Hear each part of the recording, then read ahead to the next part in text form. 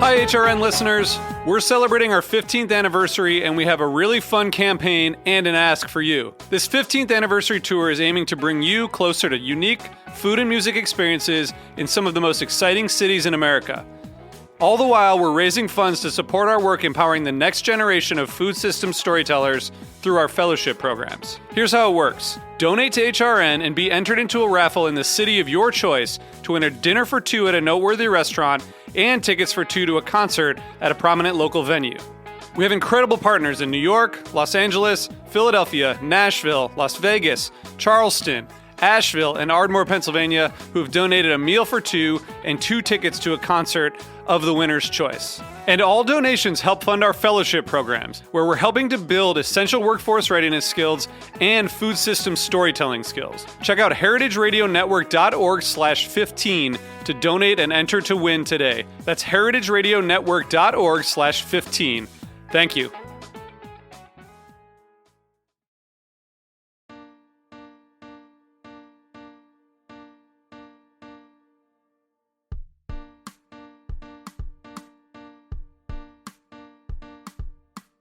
Yeah, there's been days where, you're sitting at your desk, and you're just like, you start asking all of those questions that everyone asks, like, what am I doing? What is this happening? We're losing money in Haiti.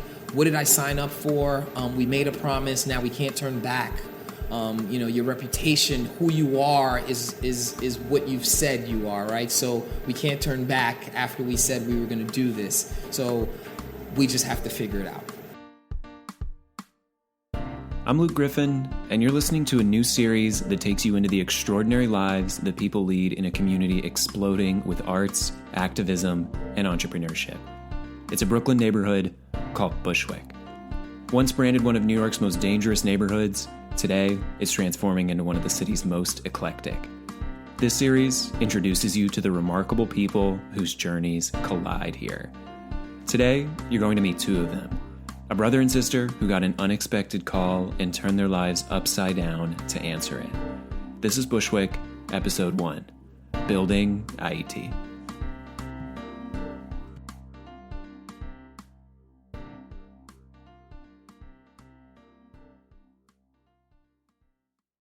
On an otherwise lifeless sidewalk outside a collection of offices in one of Bushwick's massive converted warehouses, beside a thrift store and surrounded by mechanics and other vaguely industrial workshops, grows a striking green display of plants. In India or the Caribbean, these plants might not be so out of place, but here in Bushwick, they're unexpected, to say the least. Big, leafy, spiky, exotic, the display presents some textbook examples of two special plants, castor and moringa. Castor and moringa have both been grown throughout places like Southeast Asia for decades, but today they're having a breakout moment across the U.S. They're incredibly versatile and can be used in everything from teas to superfood supplements to cosmetics. Yet, for all they may one day do, today these particular plants here on this sidewalk in Bushwick are simply being used to welcome you to one of Bushwick's most surprising new stores, a place called the Papa Rosier Farmhouse.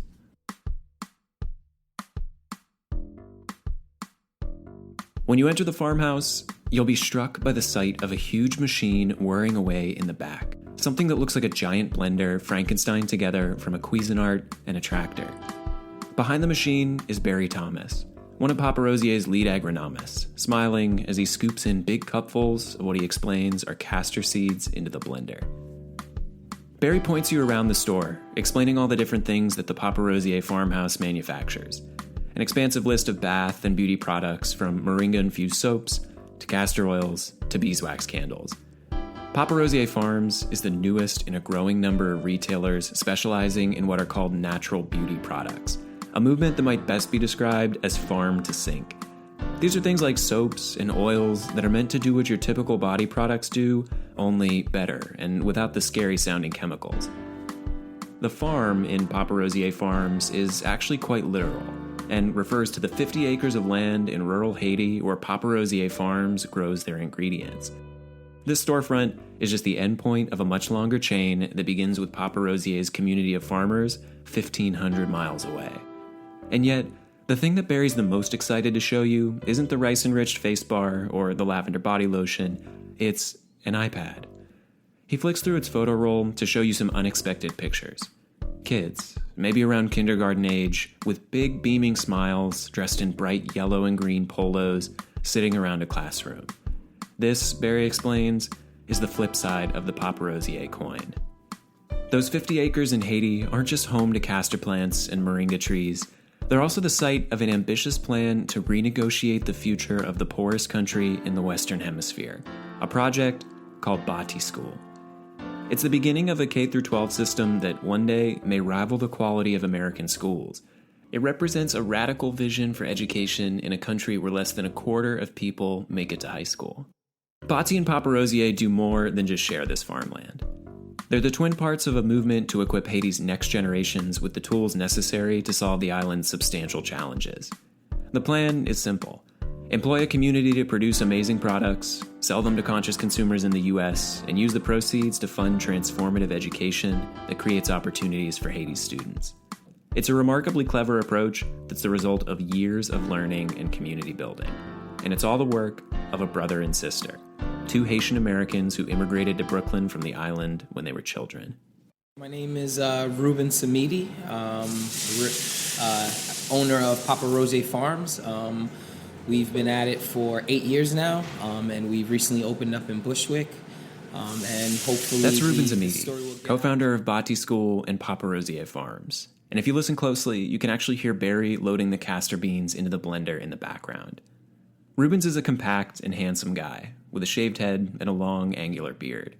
He's charming and speaks with the calculated confidence of someone who spent a decade making deals on Wall Street.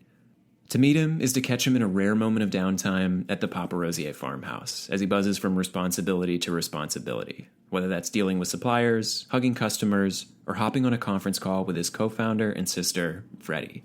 I'm Fredaline Ayiti Benjamin. I'm a chiropractor. I'm a wife and mother of 3. And by most people's account, I'm Freddie. Freddie accurately describes herself as much chattier than Rubens. She's prone to long and emotive answers to questions, and you can tell she enjoys sharing detailed stories. You quickly get a sense that she's more openly vulnerable than Rubens, a bit less polished, and just as likely to tell you about the things that make her cry as the things that make her smile. But like Rubens, she laughs often, speaks affectionately, and never fails to ground her own stories in the stories of the people she works to support. Rubens and Freddie make up the core team behind Paparossier Farms and Bati School, with Rubens primarily responsible for the farm and Freddie primarily overseeing the school from her home in Florida.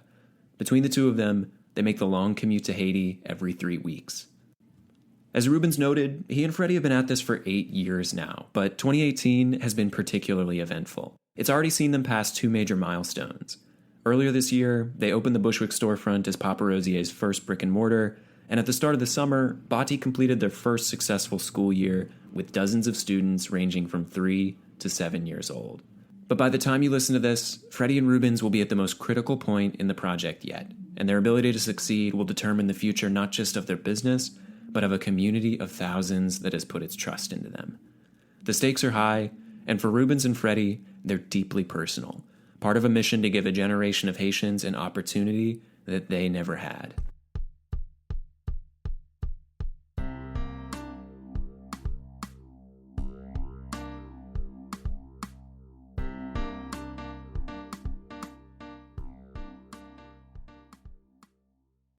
We migrated in the early 80s. We're a family of 6.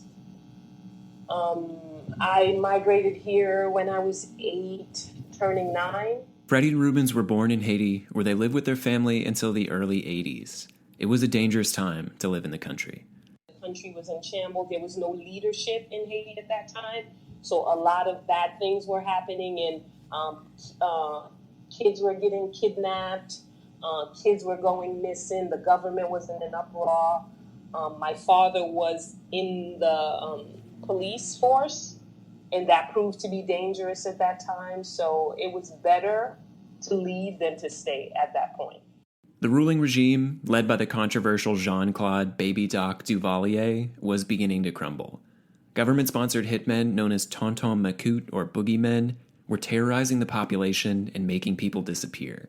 For families like the Ayitis, the options were to endure the turmoil and risk their children's lives or seek safety somewhere like the United States.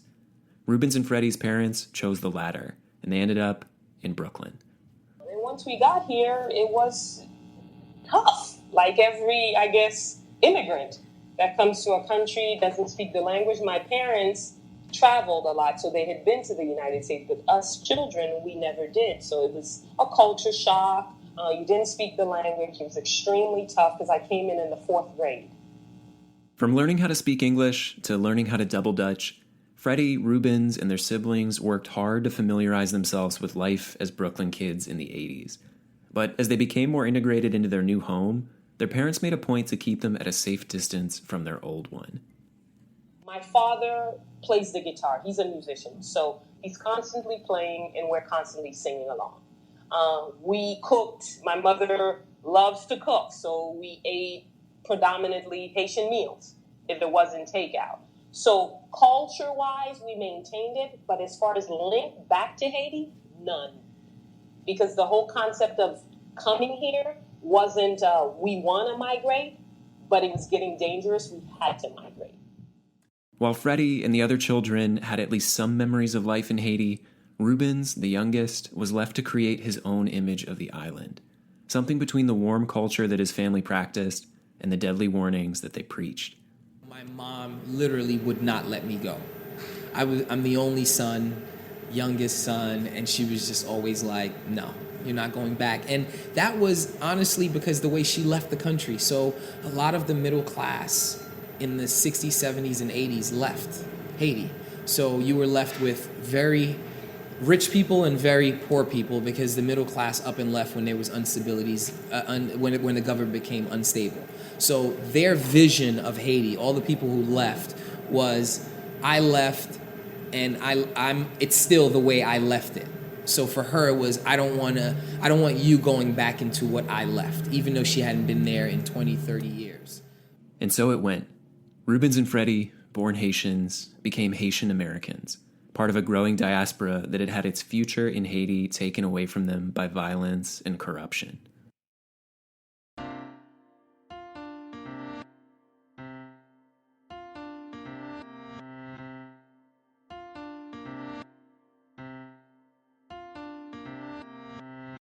By 2010, Rubens and Freddie's lives looked much different than they did back when they were first learning English from Michael Jackson and Tina Turner. Freddie had moved to Florida, where she was a successful chiropractor and owned a series of private practices with her husband. Like Freddie, he was from Haiti, but whereas much of her family had left the island decades earlier, his had stayed.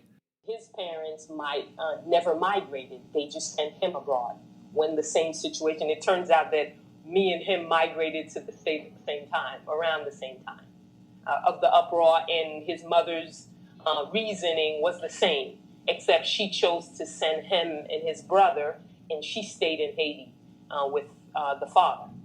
So his story's a little different, but our roads are similar. So in 2010, I had been going back to Haiti regularly for the last 10 years because of my husband.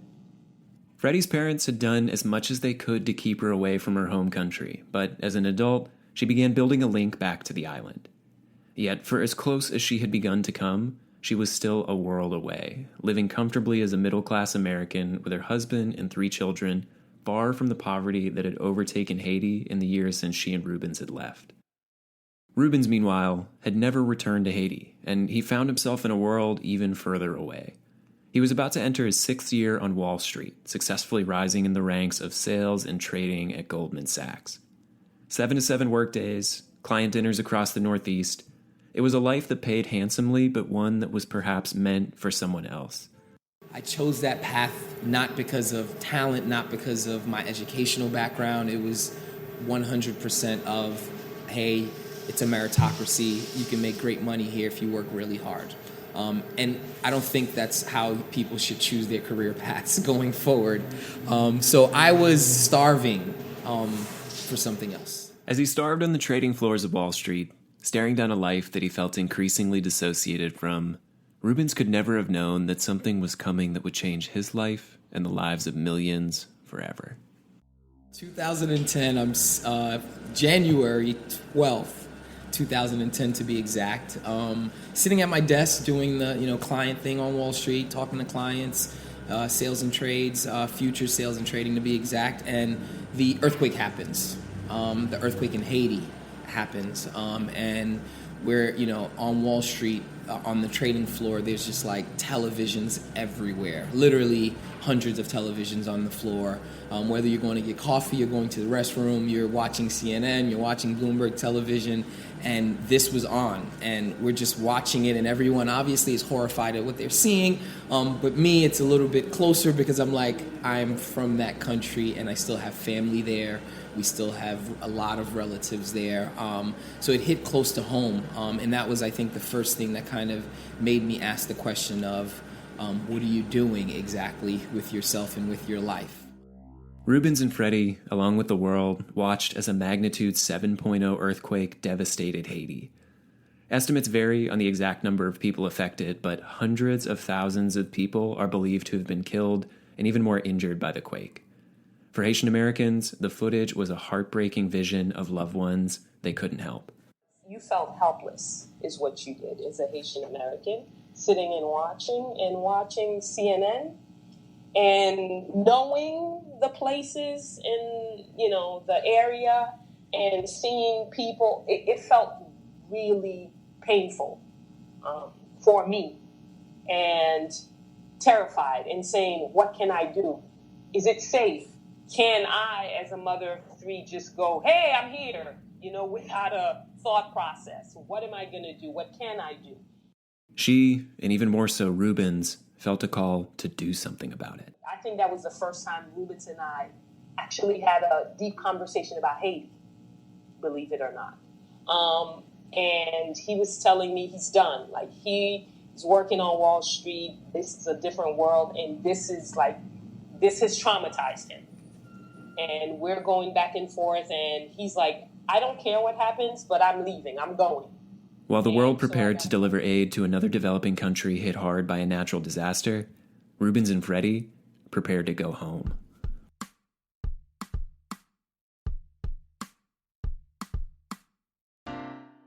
The first flight they could find to Haiti was about 3 weeks after the earthquake.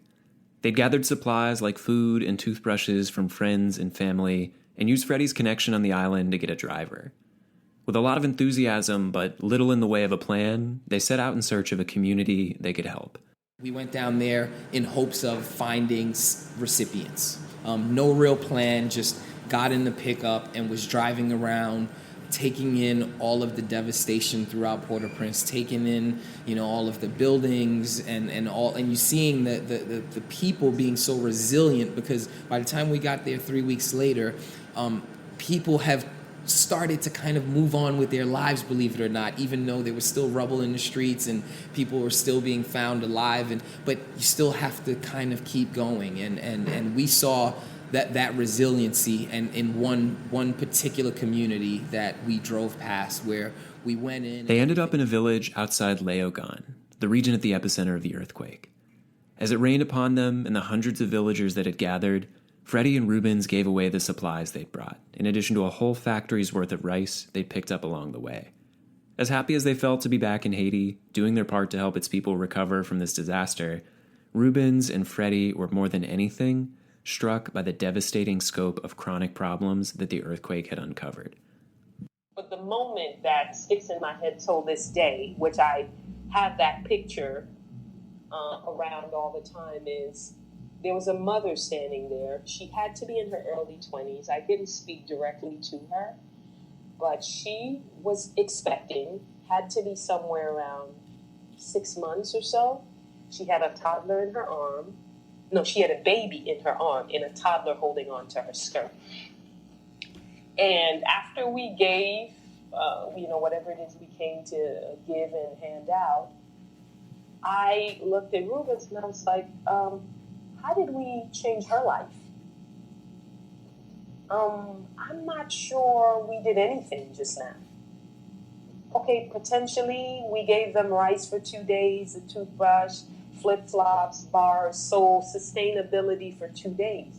But how did we really impact? Flying back from their once homeland to their adoptive one, Rubens and Freddie had a choice. They could carry in their hearts the good that they'd done with their food and their supplies and return to their comfortable American lives, or they could use the privileges they'd earned as Haitian Americans to try to help give Haiti's next generation the future on the island that had been taken from their family so many years ago. They chose the latter. Literally, as we're doing it or when we came back is kind of when we said, listen, this was great. Hearts were in the right place, but that wasn't even a Band-Aid of what was needed. Haiti, what we've realized during that trip was that there were issues way long before the earthquake that needed to be addressed that the earthquake just highlighted. The earthquake didn't bring on these issues of lack of education or no infrastructure or lack of jobs. That was long before the earthquake, and we realized that if we were going to make a lasting impact, or if we wanted to make a lasting impact, we would have to focus on those core issues and not look at the earthquake as something that created all of these issues. The plan seemed simple. Rubens and Freddie couldn't step away from their demanding jobs or their families, but they had resources they could use to help organizations doing work in Haiti. They had skills, they had money, and they could speak Creole, the Haitian French dialect that few outside the island knew. All they needed to do was find some good nonprofits that they could partner up with. But like so many things in Haiti, it wouldn't be that easy. The jargony term for nonprofits is NGOs, or non-governmental organizations. Haiti's been called the Republic of NGOs because it has more of them per capita than any other country in the world. And in Haiti, NGOs are where the money's at. Widespread distrust in the Haitian government has created a system where up to 99% of aid funding to the country goes to private organizations, not the government itself. Even prior to the earthquake, the system was rife with corruption, with nonprofits misusing aid funding for their own personal gain. The billions of dollars in aid that poured into Haiti after the earthquake were like gasoline on the fire. This system is so deeply entrenched, in large part due to a lack of faith in Haitians' abilities to take responsibility for their own futures. It's a country where foreigners see problems, but they don't see the people living with them. And even worse, they don't imagine the solutions coming from the communities they're supposed to support. Rubens and Freddie began to see this for themselves when they started researching organizations to partner with. No one really had the same vision for what we wanted to do going forward. And when I say that, I mean a lot of people, when you do aid or you do help someone else, it's usually good enough for that person. And we just want to take a different approach where we looked at it as what would you want for yourself and for your family and for your kids and for your upbringing? And if you can't deliver that to someone else, then you probably shouldn't do that. Or if you can't try to at least have that as the benchmark in delivering whatever it is that you are trying to help with, then you shouldn't be doing it. Freddie is less diplomatic when describing her own experience with an organization that she and Rubens had vetted, a group out of Wisconsin that worked with orphan children. On a ride-along visit with the organization to the island, Freddie was horrified by what she encountered. The lady that led the organization had a friend that had been there 3 weeks. And after me and her chatting and getting friendly, she pulled me to the side and said, Freddie, mind you, this lady just met me. Freddie, could you please make her stop? I said, what do you mean? She said, this lady doesn't know what the heck she's doing. Please make her stop. And I'm sitting here like, what? I don't know the lady. What are you talking about? What she was talking about was the organized treatment of orphan children as almost subhuman. The Americans stayed in a house with running water and ate fresh food each day, while the children slept outside in tents, used the woods as toilets, and ate spaghetti. The organization let children run around without names, and kids ranging from toddlers to teenagers were subjected to the same classwork in what could only loosely be described as a school. But for all the upsetting things that Freddie encountered, the most moving was an exchange with a group of little girls who'd never met someone like Freddie, a black Haitian woman in a position of power and strength before. What was another pivotal moment for me in all of this was me walking there and all of the kids trying to figure out, who am I and why am I here? And I said to them, what do you mean, who am I? I'm here to help, like everyone else you see here. They're like, yeah, but you're Black and you're Haitian. So to me, I was taken aback by sometimes how little we do back to the country that got us going. So to me, I was like, wow, like these children really haven't seen, because essentially they see me. They see me, meaning just as much. I'm sorry, sometimes I get emotional. Sometimes I get emotional about this because this is what keeps me going. Because at that moment I felt they could see themselves through my eyes. And I, in turn, can see me through their eyes. And that was important. If the earthquake was a call for Freddie and Rubens to return home, this heartbreaking visit was an invitation to stay. They now understood that if they wanted to do something real, something transformative, they needed to do it themselves.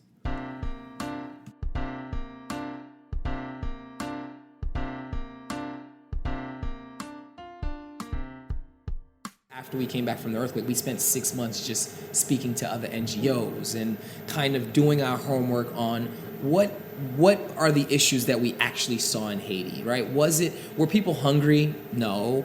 Were people, were there lack of resources for those people? No. Was there disorganization? Yes. Was there lack of education? Yes. So we were like, well, why don't we just try to address those actual issues? So we spent a good 5 or 6 months of dissecting what the issue was, and it always came back to the youth, and it always came back to education. There was just one problem. Neither Rubens nor Freddie had any experience with education, let alone in a developing country that, by this point in their lives, they'd become strangers to. But if Rubens and Freddie had something going for them, it was their ability to thrive as outsiders under the highest forms of pressure. After all, they'd gone from immigrant kids who couldn't speak English to the heights of some of America's most demanding professions. They knew what it meant to be inspired to reach higher than what other people could imagine for them. School is the foundation of everything. You give people an opportunity to think and dream, it's limitless. You go and you give somebody the opportunity, because that's what's wrong with Haiti. People stop dreaming because it's been tragedy after tragedy after tragedy. So people are on quick fix and how do I eat tomorrow, but not how do I save and potentially have more for next month, because I might not be here next month. They chose the name Bati to reflect their mission in Haiti, or more accurately, in Creole, Ayiti. Bati stands for Building Ayiti to Inspire, and it's an acronym. The word itself, we used a Creole word which means to build, and we used it as an English acronym, being that we're in Haiti, but we're also doing a lot of work here in the States. So, Rubens and Freddie's family was initially reluctant to come on board the project. After all, their parents had spent years believing that the island posed a mortal threat to their children, but the earthquake had, at least in part, changed that narrative. Now, it was Haiti that was in mortal danger, with the future of generations of Haitians at stake. Freddie was surprised, to say the least, then, when the most critical break in the project came from her family's past during a conversation with her mother. We're telling her we're going to purchase land or what have you, and she says to us, why would you need to purchase land? We have family land. So we're looking at her like, what? What are you talking about? She's like, next to me right now in my lamp table, I have all the paperwork to Grandpa's land. And I said, okay, rewind, explain. And she's like, my grandfather was a farmer. And, I knew that because we used to go on vacation. But like I told you, I migrated early. But Grandpa was not educated. But he knew one thing for sure, was that education was the way out. So my mother and all her siblings were educated at Catholic school. So my mother said, all these paperwork are sitting in her drawer. And I said, Mom, are you serious right now? She's like, yeah. I'm like, I need you to FedEx that like yesterday. They used the deed to reclaim 50 acres of land that had belonged to their grandfather. the Papa Rosier. Over the next several years, they slowly began to piece together the ambitious vision they had for transforming that land. They raised funds through charity races and donation campaigns, and they began laying the foundation for the school that would become Bati. But for all their hard work, it was clear that their ambitions and the promises they were making to the community demanded more time than they could give while holding down full-time jobs. Haiti is a tricky place. You're either all in or you're not. If you really want the outcome that you're looking for, and I always say in life, I'm either all in or I can't right now. After 5 years of sneaking conference calls in between client meetings and patient visits, Rubens and Freddie had to ask themselves the hardest question they faced yet. Were they all in? Haiti happening as bad as it was, for me, it was like an eye-opening, like literally a calling for me that I made sure I did not let go once that happens. Once the fire was inside my stomach and it was just like, no, I'm gonna keep, even if it's little by little in the beginning, there's something to this. There's a reason why my attention will not move from this. There's a reason why I'm not listening to my wife for the first time.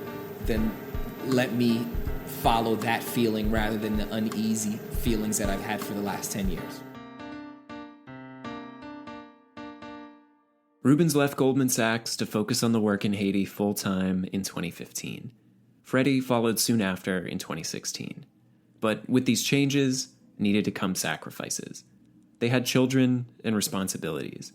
To step away from the money and the stability afforded by their hard-earned careers was both the ultimate bet on their abilities to succeed and the ultimate recognition of just how deep their commitment was.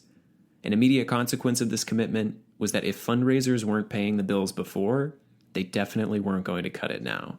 The fourth or fifth year, Freddie and I are looking at each other and we're like, we just can't. Number one, we're going broke financially. Her husband's not happy with her. My wife's not happy with me that we're just spending our money into something that they at the time couldn't grasp. Because even for them, the closest people to us, it still was a foreign idea of making this happen. We were just like, what are we going to do? It was out of this necessity to now not only succeed, but to also pay their salaries, that the idea for the Papa Rosier Farms business was born. Freddie and Rubens knew they could utilize their greatest resource, the farm, to help sustain their work with Bati School, but it took years of trial and error to figure out how to utilize it successfully. We were planting everything. So at first we were planting for consumption, and then we were planting for sale in Haiti. So we planted every vegetable that you can think of that harvest in 3-month increments. We planted. As you can imagine, the economics behind profiting off of produce in Haiti weren't in their favor. But thanks to their willingness to experiment and quite a bit of luck, they realized that more promising alternatives were right in front of them. Castor is a big part of Haitian culture. We use castor oil for just about everything. Literally just about everything. Hair, skin, when you get sick, to cleanse yourself. It's a very big part of our culture. So we always knew castor was there. We didn't know what a market in the States would be like for castor. So it was almost a perfect storm for the castor because I think oils is a big thing now hitting the Western world and more people want to have natural, and castor is a natural preservative. So the castor was an easy one. The moringa was a little bit different. A friend of my sister's came to her and said, hey, I hear you guys have the farm in Haiti. There's this new superfood. It's called moringa. In Colombia, it's a big deal because she was Colombian. And she said, here are these seeds. Take it back to your farm, and I promise you this will be a good thing for you guys. At the very minimum, it'll help with nutrition of your students. My sister packs her seeds, goes to Haiti. We're all excited about this new thing called moringa. And we get down there and we show our agronomist and we're like, hey, look, this is the moringa seed. Let's do our nursery. Let's see what we can do with this plant. And he looks at us like we're crazy. And he's like, this is all over the island. It was all over the island. And that's when we were like, okay, again, going back to lack of education, because you have this thing that's not being utilized that can literally change lives just by eating it. Today, as they've leaned into the opportunity with castor and moringa in the natural beauty world, they're starting to pick up momentum. Papa Rosier Farms products are available for sale online, and traffic to the Bushwick farmhouse is picking up. But the success they're beginning to see with Papa Rosier and with Bati is built off the back of hard lessons, not just about farming and succeeding as a business, but about their larger mission of serving Haiti's next generation. As Freddie explains, no matter how successful Papa Rosier Farms products might become, the ultimate success of Bati School rests with her and Rubens' ability to truly connect with the Bati community. That's easier said than done when you're commuting from another country. I also realized that I am a stranger to the Haitian culture after being gone for so long. So I need to humble myself and listen and take it in. Yeah, I know I'm in the States and I have to go back and forth, but this is important in the survival of Bati long term, to get our footings in, to understand the culture that is Haiti. They have a goal of creating 1,000 jobs in the community. But Rubens, Freddie, and even Papa Rosier Farms only have so much impact on whether that goal gets reached. Ultimately, that's by design. Rubens and Freddie see themselves not as saviors, but as facilitators. Their special privileges and resources will help ignite this process, but it's up to the community to take off. Once we started taking more advice and made things more about the community is when we started gaining more traction, because now the people in Haiti had skin in the game, right? We weren't bringing people to construct the school. It was your dad or your uncle who was working on construction. We weren't bringing educators to come educate your children. It was people within the community. So there's more onus on the community to see the project succeed than just people who came here who had a good heart and wanted to do something well. It's more like, no, this is your thing. This is not our thing. This is yours. We put it in your hand. You're building it for your children. And we are just in the background assisting with the resources and pushing the general idea through, but understand that it is for the community, built by the community. Today, however, Freddie and Rubens' special privileges and resources are still very much essential to the community's future. Progress is picking up, but they're constantly reminded of all the people they can't help. At least, not yet. It's even difficult now because the kids that we met during our second and third year, our kids are too old to go to our school now. We grew up with them, but by the time the school was ready to open, they had surpassed the age. So that happens. We're reminded every day about the people that we can't help. But in a country where children go nameless and communities sit under the thumbs of foreign organizations, perhaps the most radical thing that Papa Rosier and Bati are doing is letting the community know that they're seen. Nobody said to them, hey, let's sit down. Your opinion matters, mine matter. So let's sit down and see where we can meet somewhere in between. Nobody has ever done that for them. So for them, just the fact that I come there every month and I engage parents and hug and kiss and say hello and how do you feel, how's your child doing, and I know your children by name, it means everything to a community that just wasn't seen. Much of the world treats Haiti like it's incapable of helping itself. Freddie and Rubens believed otherwise, and the community they're supporting has proven them right every time. And graduation was the prime example. These parents just blew my mind. They prepared all the meals. They were there at 5 a.m. till graduation started at 4 p.m. Hairs were done, makeup. It was hilarious. But they showed up. They showed up and they did it. And at graduation, I said, yes, you guys did it. I showed up, but you guys did it. So, for those that didn't believe, here we've proven it, that you get together. And for those that doesn't know, the motto for the Haitian flag is Union fait la force. Means unity builds strength. So we get together on the same level and we speak the same language, not necessarily Creole to Creole, but we speak heart to heart. Because sometimes that's more important than language. With Bati's first school year successfully in the books, the stakes will only become higher and more personal from here. When the story airs, Bati's second school year will have kicked off, not just with their returning students, but with a brand new class of young Haitians and their families who are being promised that there's a place that believes in them. Now, It's up to Freddie and Rubens to make good on that promise. Rubens says he projects Papa Rosier Farms to move from nonprofit to for-profit within the next 7 years, a sign of confidence that business will not only survive, but that it will exceed Bati's requirements. For now, at least, that seems a long ways off. Due to finances, they've had to delay the completion of the second story of the school, and Rubens, Freddie, and the whole Bati community will only need to work harder to give Bati's current and future students the opportunities they deserve. This, of course, will be enormously difficult and personally trying for the project's leaders. Despite all the things we're doing in Haiti and all of that, Rubens is a father of three, and I'm a mother of three, and we're both married. So there's that whole aspect. And there's no way I'm gonna leave and go to Haiti and give all of me in Haiti and forget my purpose in life, which is my three. So to be able to balance that does take you to a sunken place.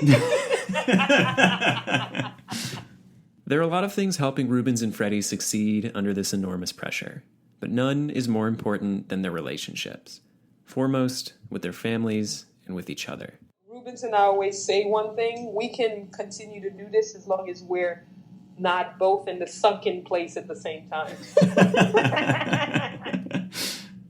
So we're supposed to be pushing each other up when one's in the sunken place for the other one to say, no, we'll be okay. We'll be fine. But just as important as their relationship with each other is their relationship with Haiti. Freddie and Rubens didn't have a choice for a future in their birth country. It was made for them. Now, they're seizing upon the opportunity to give that choice back to Haiti's next generation. And even on bad days, an opportunity like that makes it a lot easier to get out of bed in the morning. I'd be lying to you if I didn't tell you that there are some dark periods where you're like, man, I miss that check, or I miss the stability of that check, not necessarily the check itself. Because, as an entrepreneur, you don't know how well your Wednesday's going to go sometimes. So for me, it was just more getting used to it. Once I got used to it, I mean, man, I'm living the absolute dream. I can't be in a better position than I am now, emotionally, just focus-wise, just living for something, knowing that people are depending on you to get it done makes it a lot easier to get out of bed and know that you can look at yourself in the mirror and say there is something that you're working towards. So today, I'm loving it. I mean, we get a lot of I'd like to extend a huge thanks to Rubens, Freddie, and the entire team behind Papa Rosier Farms and Bati School. You can find out more about them at their websites, paparosierfarms.com and batischool.org. I'd also like to thank you for listening. We've got a really exciting season lined up, and I can't wait for you to meet all of the extraordinary people who are ready to welcome you onto their own incredible journeys. Join the community and follow us on Instagram at Bushwick Podcast. Send us a message either in the DMs or by emailing us at hello@hearbushwick.com. We'd love to hear from you. And for all our listeners here in New York, we've got a really exciting event going on this weekend. We are partnering with Papa Rosier Farms for Bushwick Open Studios at their Bushwick Farmhouse. Friday, September 28th through Sunday, September 30th, noon to 7 p.m. each day. Come by to meet the team behind the story and join a live series on the art and science behind Papa Rosier's craft body oils. That's at 96 Knickerbocker Avenue here in Bushwick. You can find out more on our website, hearbushwick.com. Can't wait to see you there.